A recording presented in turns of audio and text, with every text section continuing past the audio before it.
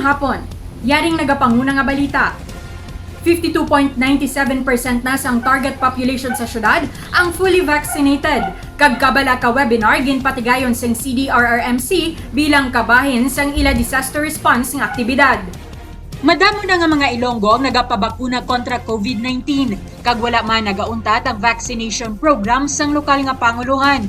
Sa listahan sang Iloilo City Government sang Oktubre 9, 52.97% o kung 278,084 na ang fully vaccinated, kag 63.9% o kung 331,242 na ang nakabaton sang first dose. Subong Oktubre 12, bukas ang mga mega vaccination site para sa mga residente kag nagatrabaho sa syudad sang Iloilo para sa mga luyag magpabakuna sang first dose kag second dose sang COVID-19 vaccine. Sarang mapadulungan subong nga adlaw ang SM City, Robinsons Haro, Mega World kag Iloilo Convention Center. Bukas man ang mga barangay-based vac site sa mga magabaton sang ila second dose. Magdala sang valid ID, ballpen kag tubig nga ilimnon.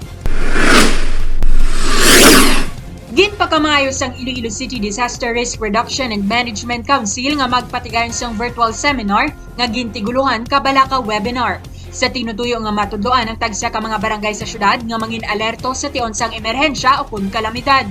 Maluwas sa CDRRMC iniman ang ginatambungan sang barangay-based disaster risk reduction management committees. Kada Biyernes alas 2 sa hapon, ini ang live paagi sa Facebook page sang Iloilo City Disaster Risk Reduction and Management Office. Ang dugang nga detalye bantayan karon alas 6 sa gabi sa Labalab Patrol. Ako si Divine Singh.